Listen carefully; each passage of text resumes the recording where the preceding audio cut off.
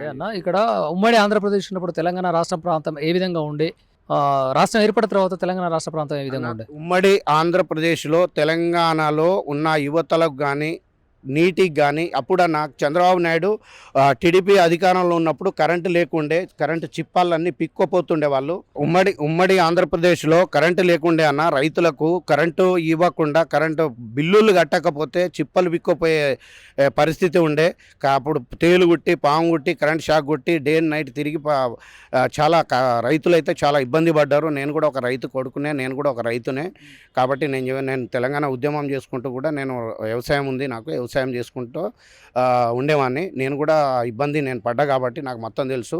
ఎందుకంటే తెలంగాణ వచ్చిన తర్వాత మనకు 24 గంటల కరెంటు, ఫ్రీ కరెంటు రైతులకు కానీ పట్టణాలలో కానీ పల్లెలలో కానీ ఫ్రీ కరెంటు 24 గంటలు చేయడం జరిగింది.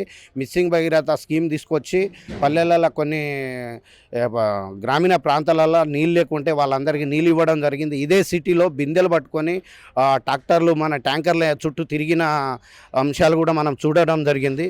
ఇంకొకటి విషయం ఏంటంటే అన్న ఒక విషయం చెప్పు, ఇప్పుడు తెలంగాణ రాష్ట్రం ఏర్పడిన తర్వాత కేసీఆర్ రైతులను రాజు చేస్తానని చెప్పేయండు, ఆ తర్వాత కాళేశ్వరం పేరు మీద అవినీతి చేసిండు అని అంటారు. దీనికి ఏం చెప్తారు మీరు ఒక రైతుగా? ఇప్పుడు కాళేశ్వరం విషయంలో వచ్చేస్తే దాని మీద మొత్తం రీడిజన్ కానీ మొత్తం ఎత్తిపోతల పథకారం కానీ కాలువలకు కానీ పంప్ హౌస్ అన్నిటికీ కలిపితేనే 94,000 కోట్లు అన్నవాడు అసలు మనిషి వానికి బుర్రా ఉందో లేదో తెలియదు. కానీ వాడు 1,00,000 కోట్లు స్కామ్ అంటాడు. 10 లక్షల కోట్ల ప్రాజెక్టులో 1,00,000 కోట్లు స్కామ్ అయిందంటే నమ్మొచ్చు. కానీ 94,000 కోట్ల ప్రాజెక్టుని 1,00,000 కోట్లు స్కామ్ అంటాడు వాడు. ఇప్పటివరకు నేను చెప్తున్నాను, నేను పుట్టక ముందు నుంచి పోలవరం ప్రాజెక్టు కడుతున్నాం అంటున్నారు. ఆడపోయి బిల్లులు ఎత్తుకుంటున్నారు, పోతున్నారు. కానీ ఇప్పటివరకు పోలవరం ప్రాజెక్టు ఆంధ్రాలో కట్టిర్రానా? ఎక్కడైనా కట్టిర్రా? 3.5 ఏళ్లలో ఇంత పెద్ద ప్రాజెక్టు జాతీయంలోనే ఎక్కడ లేని విధంగా కాళేశ్వరం ప్రాజెక్టు కట్టి చూపించిండు.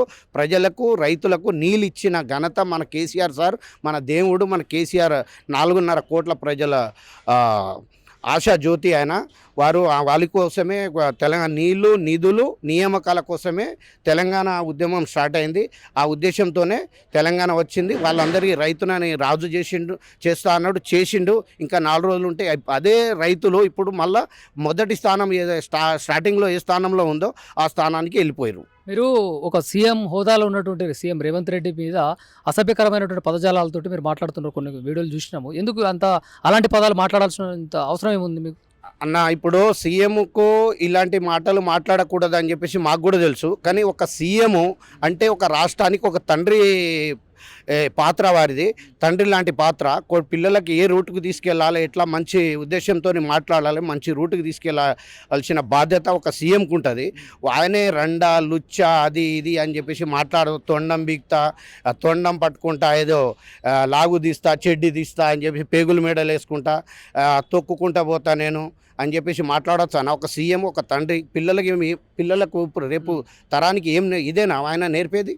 ఒక సీఎం అంటే ఒక మంచి విద్య రూట్లో తీసుకెళ్ళి ఒక ఎంప్లాయ్మెంట్ క్రియేట్ చేయి, అలాంటి రూట్లు తీసుకెళ్ళాలి. కానీ నువ్వు మొత్తం బూతులు తిట్టుకుంటూ ఇప్పుడు వచ్చే యువతరానికి కూడా అందరికీ బూతులు నేర్పుతున్నావు.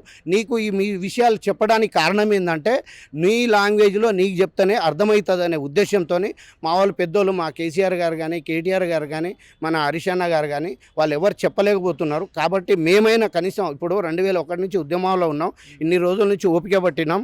బిడ్డ ఇక నుంచి నీకు మాత్రం కాంగ్రెస్ పార్టీకి కానీ మీకు కానీ ఇక్కడ తెలంగాణలో స్థానం లేదు, మిమ్మల్ని తరమడమే పని పెట్టుకుంటామని చెప్పేసి కూడా కోరుకుంటున్నా. ఇప్పుడు తెలంగాణ రాష్ట్ర వ్యాప్తంగా ఇప్పుడు మన స్థానిక ఎలక్షన్లు ఉన్నాయి. ఇప్పుడు జిహెచ్ఎంసీ ఎలక్షన్ కానీ ఏ ఎలక్షన్ అయినా కానీ జనరల్ ఎలక్షన్ అయినా కానీ అప్పుడు చూసుకుందాం. ఆ తర్వాత 3 ఏళ్ల తర్వాత నువ్వు ఎక్కడ ఉంటావో ఇక తర్వాత నీకే తెలుస్తుంది బిడ్డ అని చెప్పి తెలంగాణ రాష్ట్ర ప్రజలందరూ కూడా మమ్మల్ని ఆశీర్వదిస్తున్నారు. మరో 20 సంవత్సరాలు కూడా నేనే పరిపాలిస్తా అని చెప్పేసి కూడా సీఎం రేవంత్ రెడ్డి అంటున్నట్టు మాటలు, ఈ మాటలను ఎలా చూడొచ్చు అంటారు? ఇప్పుడు ఒకటన్నా, ఇప్పుడు వాళ్ళు ఇచ్చిన 6 గ్యారంటీలలో ఏ గ్యారంటీ అమలు చేయలేదు.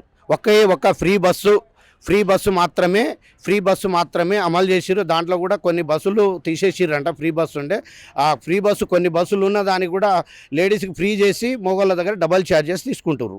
రానున్న రోజుల్లో ఎవరి పరిపాలన వస్తుంది అనుకుంటారు? రాబోయే రోజుల్లో మన కేసీఆర్ గారి పాలన వస్తుంది. 50 ఏళ్ళ వరకు కాంగ్రెస్ కాదు 2 సెంట్రల్ గవర్నమెంట్ పార్టీలు ఇక్కడ లేకుండా భూస్థాపికం చేయడమే మేము పని పెట్టుకున్నాం అన్న. మా దగ్గర మొన్న జూబ్లీహిల్స్లో ఎలక్షన్ జరిగిందన్న. అప్పుడు ఇక్కడ మేము లెటర్లు ఇచ్చి అలసిపోయినాం. కలెక్టర్లకు కానీ, హౌసింగ్ డైరెక్టర్కి కానీ, హౌసింగ్ మినిస్టర్ కానీ, GHMC incharge minister Ponnam Prabhakar, రవాణా శాఖ మినిస్టర్, అందరు మినిస్టర్, సీఎం రేవంత్ రెడ్డి విద్యాశాఖ ఆయన దగ్గర పెట్టుకున్నాడు అన్న. విద్యాశాఖ మినిస్టర్ ఇప్పటివరకు 2 సంవత్సరాలు అయింది. ఇప్పటివరకు 2 సంవత్సరాలు మంత్రి పదవులను కూడా నువ్వు పంచనీకి ఇవ్వడానికి చేతగాట్లేదు.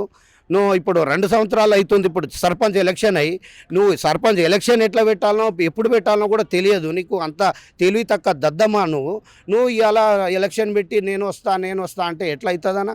కాదు కదా. ఇంకొకటి మా దగ్గర డబుల్ బెడ్రూమ్లో అనేక సమస్యలు ఉన్నాయి. మాకు మౌలిక వసతులు మా కేసీఆర్ గారు అన్ని ఇచ్చిండు, ల్యాండ్ కూడా కేటాయించిండు. కానీ అక్కడ బిల్డింగ్లు కొన్ని స్కూల్ లేకుండే. 20,000 మంది విద్యార్థులు ఉన్నారు. 20,000 మంది విద్యార్థులది లైఫ్ మొత్తం నాశనం అయిపోయిందన్న. పొద్దున్న లేస్తే వాని మీద 2 చేతులతోని మన్ను ఎత్తిపోస్తున్నారు మా కేసీఆర్ నగర్ ప్రజలు.